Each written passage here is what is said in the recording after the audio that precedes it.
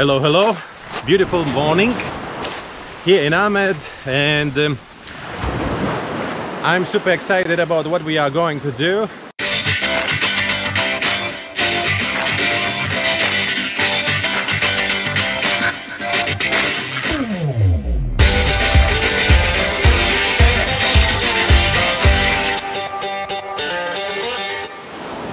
Look, I bought a new, what is that? DPV, dive propulsion vehicle. That means it's an underwater scooter, and we're going to try it out. It's never been in the water before, so it's gonna be a test drive for us, both of us. And another thing is that I bought a long pole because, you know, in the mountains it's actually really useful. So this one is 3 meters. Now you can see me more distance than before because the previous stick was just maybe that long. This one is half, actually. Yeah, this one is half, and this one is a maximum.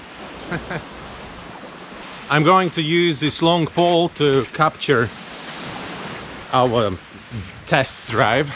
I think it's gonna be pretty interesting footage. Okay, preparing for the dive. We're going in here. I think it's the first pyramids are just simply located just in the front of here. We have to do, I don't know, maybe 30 meters walk to the beach, and then we will enter the water, and then we will try it out. We'll see how this thing is going.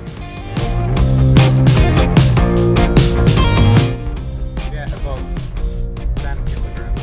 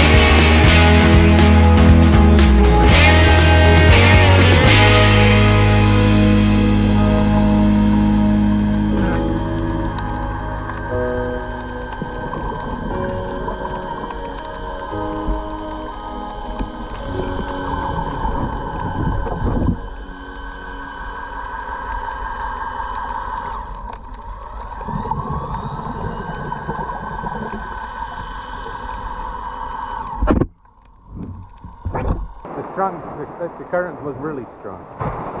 Like, you can feel it, like you try to go against the current, but it's like, not enough power. This actually would be interesting. In the end of the December, the Mark will be back, and they have that professional one, which costs like $6,000. Torpedoes, like really like torpedoes. That would be actually interesting to take that and try that one. Yeah, completely different.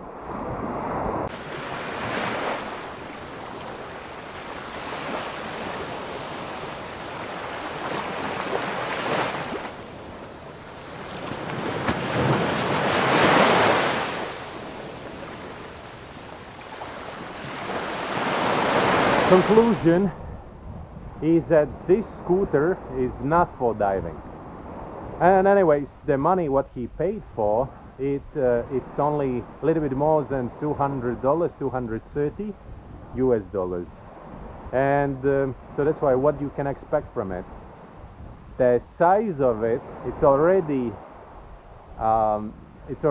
shows that it's not really for diving, it's more for the snorkeling. I already told the Lucas that maybe it's a good idea to go another day out and try like a kind of free diving with it. That would be actually interesting. Fully charged battery was good for 32 minutes of dive. It wasn't able to go against the current. The current was pretty strong as always. That's the second time I experienced it. Like a couple of days ago I did a dive with Sima. You saw it on a previous episode. And we did the same dive site, just a little bit. This time we went into the middle of it, so what we did previous time. And the current was too strong to go against it with a scooter. Another day, and I decided to go up into the mountains and try out my new shoes. Because in a couple of days I'm going to Agong. Going easy trail, going that from 1,400 meters. So nothing really extraordinary, something no better than any other trail. But if you hiking in the new shoes and you have no idea what's gonna happen with them, it's not really a good idea. I chose my old trail, which is wet at the moment because yesterday was really heavy rain and now it's a little bit muddy, but with the new shoes feels pretty stable, not slick. Like previously it was a little bit slicky, but at the moment it feels absolutely okay. We'll see how the thing's going a little bit more up with the clay and that stuff. Jalan-jalan. Jalan-jalan.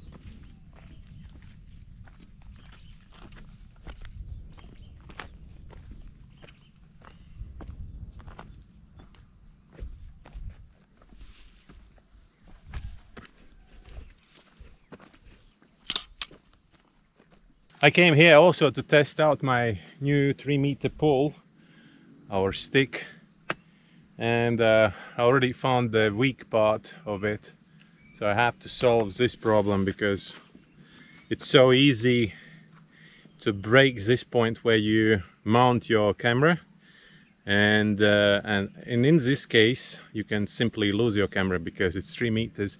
Just look at that, there is a cliff, and if my camera is there I will just simply lose and we'll never find that. So that's something I have to fix before I go to Agung.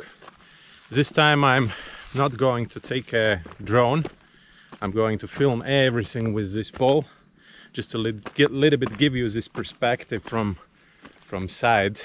I was watching my old videos and I understood that with a short stick you cannot actually transfer all this, how everything big there is, like all the time is really close to me, and yeah, it's like I cannot transfer all that feelings what I have when I'm there.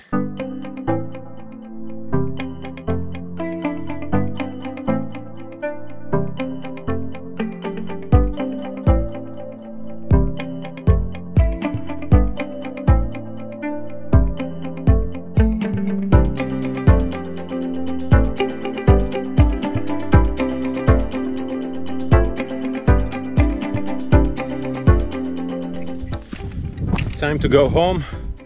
Everything is in the clouds now. I think about 450 meters above the sea level only.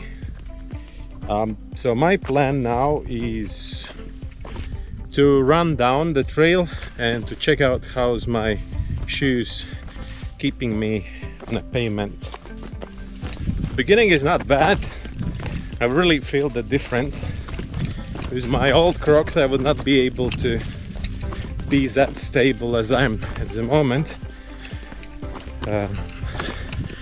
Of course I have to be careful because I don't feel the new shoes yet.